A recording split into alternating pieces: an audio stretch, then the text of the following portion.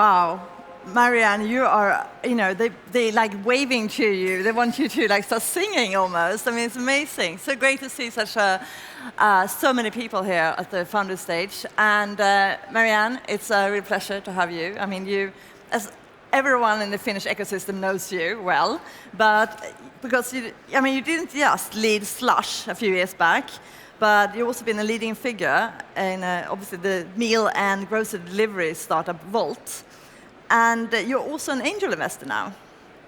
As of last month, you have taken over the role as head of Wolt, when Mikki Kuusi takes over as the CEO of Deliveroo, which was also acquired by DoorDash. And I think most of us anyway, remember when Wolt was acquired by DoorDash 4 years ago. And at a $7 billion valuation, that was like huge sum at the time as well. How was it being acquired? Say? So, it's been the only acquisition I've been part of my life. But what I've heard from others is that I don't think this acquisition was necessarily the most typical one. We said from the early on that, hey, we want to continue execution, we're continue growth, we're going to continue doubling down on expansion.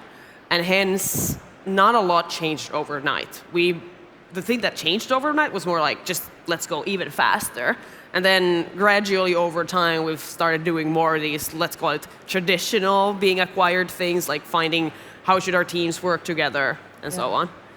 Exactly. And at the time, you were the VP of new markets, and you had taken Wolt to 17 out of, is it like 23 markets now, or is it like... We're already more than 30 countries today. Wow, 30 markets. So you're like, but you took Wolt to at least more than half of them, almost, like half of them. Yeah.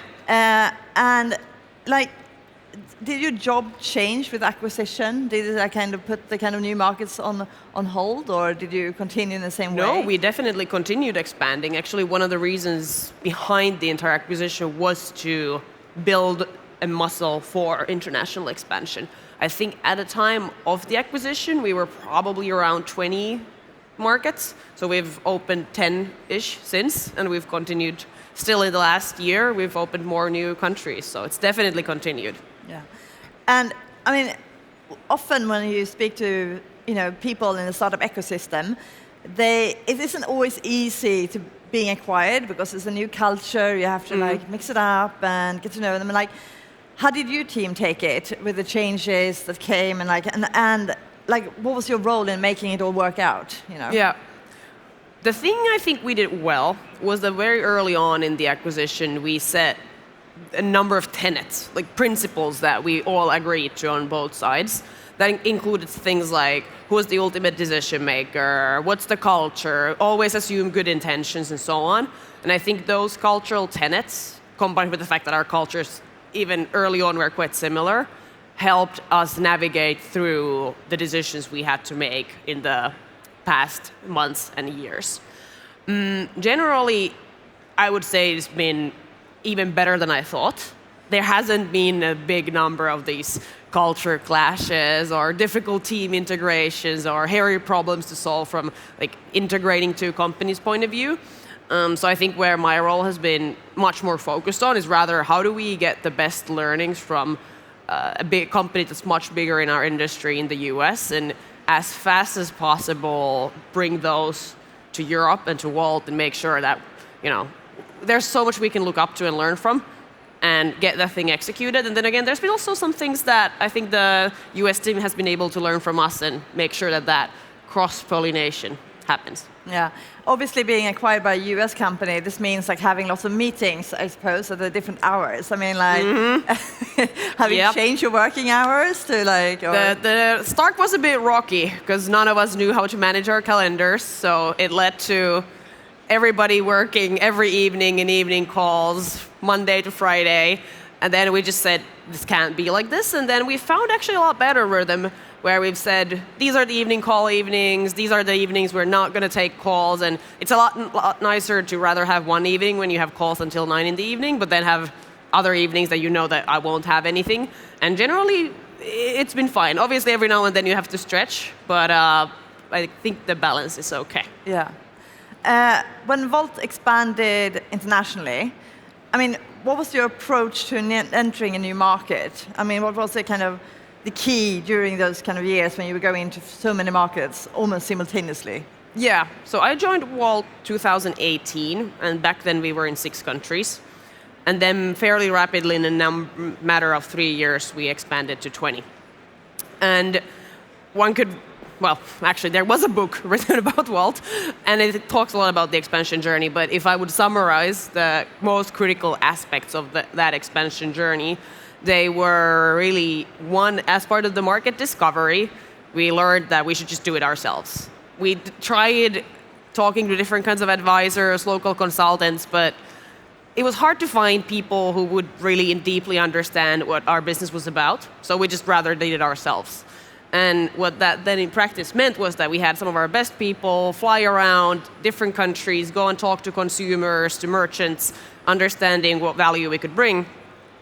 And then once we made the decision that yes, we want to enter this market, the by far biggest single factor in our success has been people.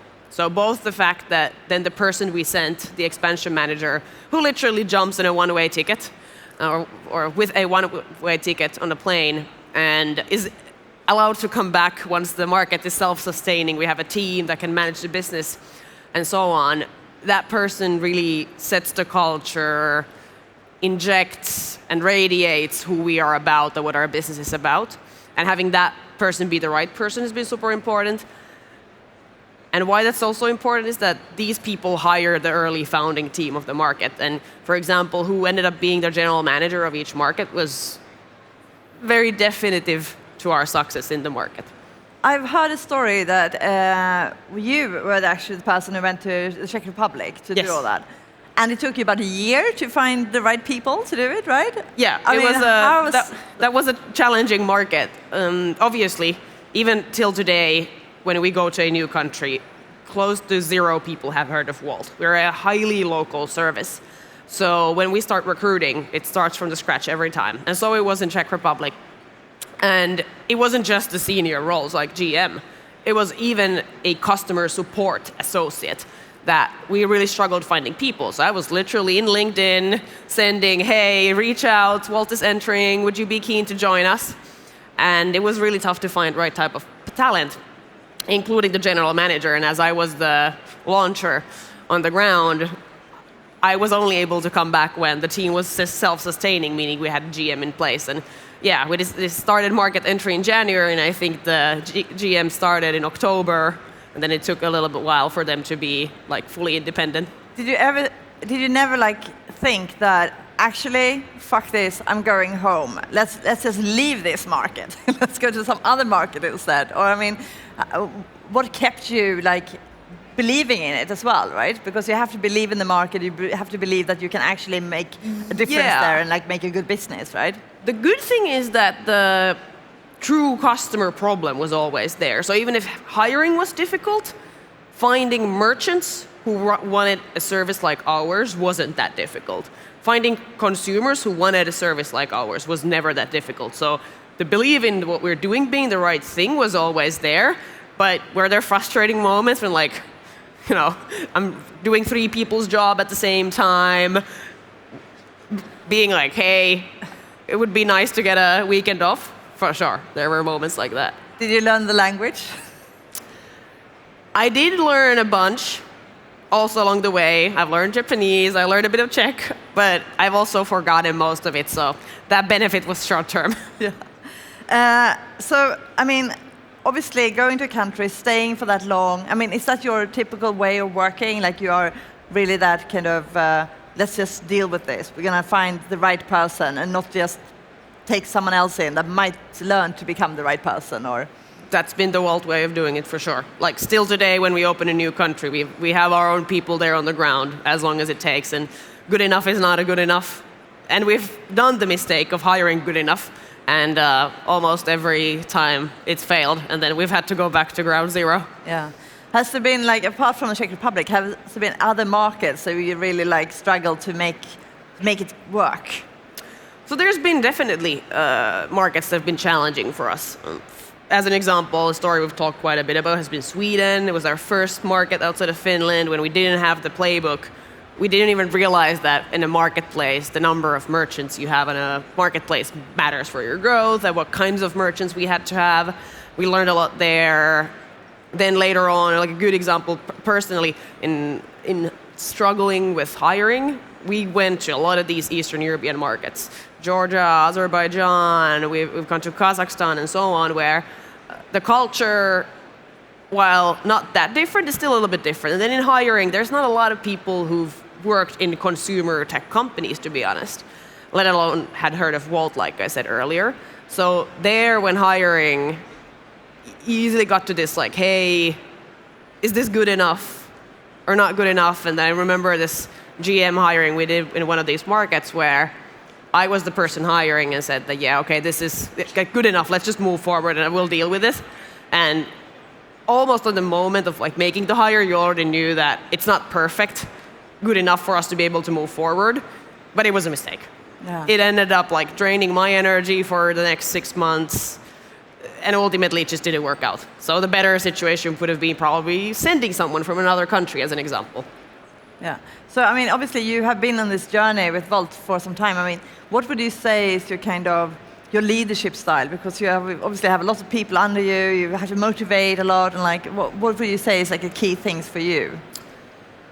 Probably should ask some of my team members, but I would describe it as 1, speed, velocity, just getting things moving and creating momentum into whatever we're doing. Because usually there's a lot of things we don't know exactly how we want to do them. We just simply know there's a problem to solve, and this is our best idea about how to solve it. So let's just go fast, test, let's see what happens. And if it was wrong, let's roll it back. Then it's also a lot about freedom and responsibility. So especially during our high growth phases, and we're still growing fast, you just need to have the right people around you who take a lot of responsibility, but then have also the freedom. And I've been pretty adamant about finding people who are better than I am, more experienced than I am, because I don't know half of the stuff we're doing, right? And every time when that's not the case, you start seeing that also yourself as a leader, that now I'm spending a lot of time in these topics, solving these problems. Okay, something is off with the setup. We need to think about, is it the structure, is it the people, what is it that's wrong? But generally, I try to find people so that I can make myself redundant from the problem. And then lastly, I'll say, which is a bit counter to what I just said, is that despite all of this, being quite a bit still into the details of how the business is run, to very deeply understand the problems our teams are trying to solve, but yet doing that in a way that's not micromanaging. It is to understand. Yeah. So you do a lot of listening, or? Lots of listening, a bit of questions, but I hope it's a balance of questions so that it's not just Marianne asking stupid questions, but you should ask our team.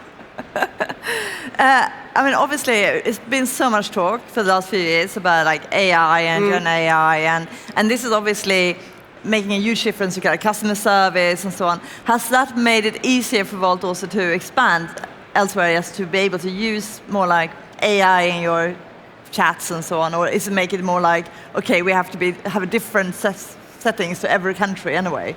I mean, yeah, so definitely AI is, I would say, it is the next internet. We're on a brink of something big, and we probably still don't even fully understand everything it can bring. For us, for now, it's mainly made our internal work more efficient. Whether it's in building new products, whether it's in personalization of what we show to our customers, whether it's in our translations in customer support. But I wouldn't say we've yet been fundamentally able to change how we operate or change the service we're bringing to our customers, but definitely exploring. Yeah.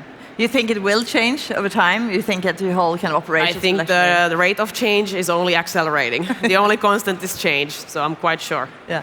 So one of your decisions was to wait to introduce like grocery deliveries to Wolt. You did that in 2020, I think. Yeah. Why did you find the timing, and like how did you find the timing for that, and why didn't you go in earlier and so on?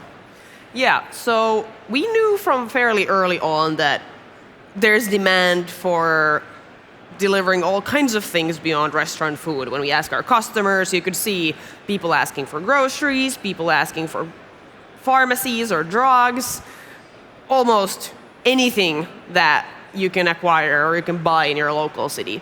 But then we also knew we were super early in our journey. I mean, just alone the year before entering grocery 2019, I think we opened 6 new countries. The year before it was 8 new countries. So we certainly had our hands full of work. So we said, okay, there's so much to do in just now geographical expansion that let's put all of our focus into making this thing right. And then why 2020?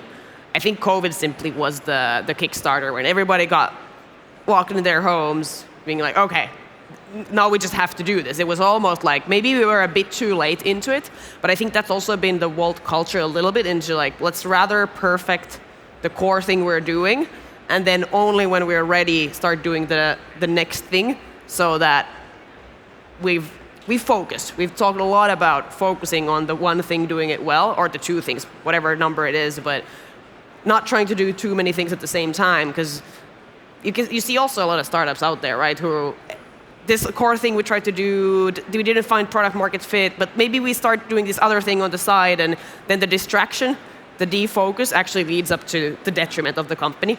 So focusing on that one thing was really a key to the early success. Exactly. And like, was there ever a time when you like had this kind of setback when you felt like, okay, so where are we going? How is this going to work out? And like, I think the setbacks I've had have more been related to people. I gave the example of hiring, for example, when you've said good enough is good enough and it hasn't.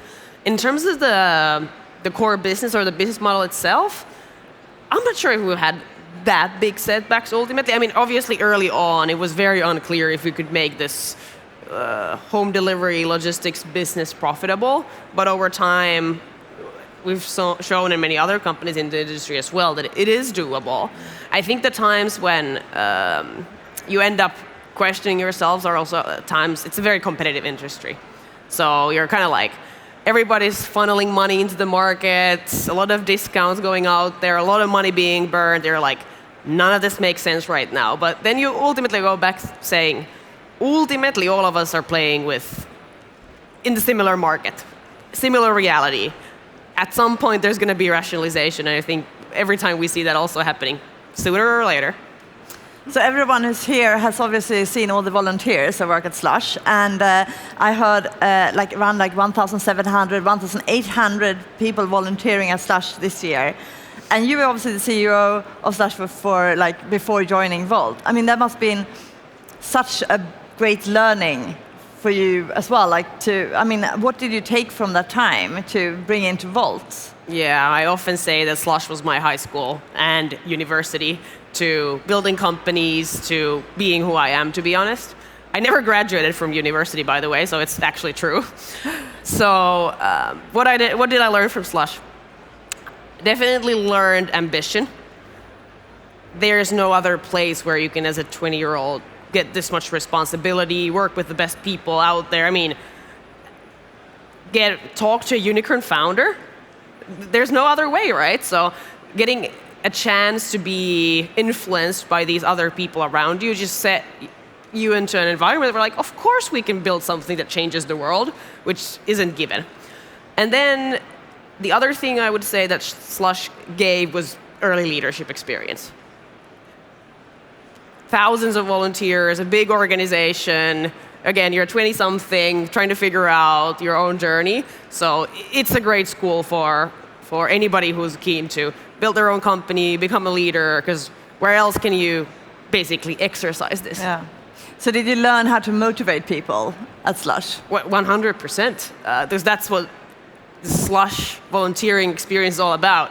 It's a volunteering experience, right? They're not coming here for the money. So what are you coming here for? There needs to be a purpose. And the purpose for, at least to me, back then I would say that that's still the case, is a lot about the impact. Wanting to make this place in the world a better place to be an entrepreneur, wanting to change things for the better. And whether it was through being a volunteer in the batch claim or a volunteer in the info or in the backstage, you kind of felt that you're contributing into this one piece that is making this place a better place. Yeah. And I mean, in the new Nordics, we know about this, that people feel like, Finland especially, and I think Estonia and Sweden, founders and like operators want to give something back to the ecosystem, as I mean, Slush as well, obviously. And you have started investing in startups as an angel investor and through the VC Illusion. What do you like about it? I like the part of giving back and being able to help other founders. I'm not sure if I'm the most keen person on the deal making and numbers and so on. I'm glad there's a team that can help in that. But where I'm usually called in is when a company, for example, is looking to expand to new markets or think of their hiring processes. Whatever the problem is they're trying to solve that we've been through, I'm super happy to go and help, because ultimately, if there's one thing I think we need more, is just more companies. We need more people building companies from here, and if I can help in that, I'm very happy to do it.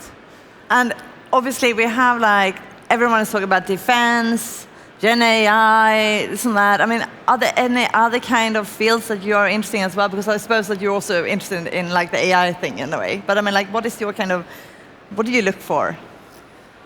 Honestly, I'm much more keen on the founding team and the problem they're solving than so much the industry or the technology they're using. I'm not very keen on being like, okay, I'm only doing if it's AI, or I'm only doing this sector.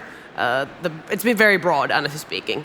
Much more driven by, are they a customer-centric team? Are they going all the way in to solve a problem for the end customer?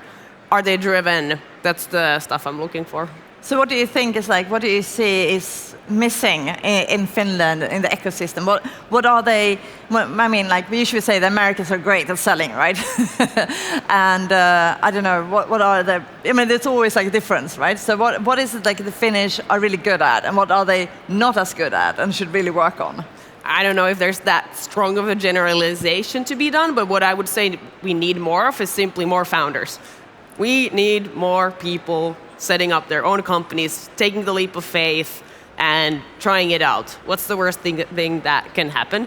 And once we see that started, I think we're going to be on a good path, because ultimately we're great problem solvers. And we just were at a dinner last night where someone said that we are in a very good position as Finns to build companies, because there's a lot of trust in the society, and ultimately there's also a lot of safety nets in the society. So what's stopping you? Like, there's a lot of good reasons why you can go and get started. What's the worst thing that can happen? So there's a lot of good foundation. And I mean, you being an investor, angel investor, being the head of Wolt, and like doing everything else. I mean, do you ever have time for those things outside of work, or is like work fulfilling enough? Like, well, first, if work is fulfilling, I wouldn't do what I do unless it was fun and I would get energy out of it. And that's an advice I would tell anyone, that do something where you're having fun, even if it's hard. Make sure it's fun at the same time. But yes, I'm also making sure there's enough time for recovery, for sleep. I love Aura. It helps me make sure that there's good balance. Slush week isn't a good balance, by the way. The new sleep debt feature is a bit detrimental these days. But having a rhythm for sports, meeting friends and family over the weekend, trying to make this all happen. Honestly speaking, I think the one thing I should focus more on next year is just more time for recovery without any agenda. That would be great. Great. Thank you so much, Marianne. And give it up for amazing Marianne Vikkula. Thank you. Thank you.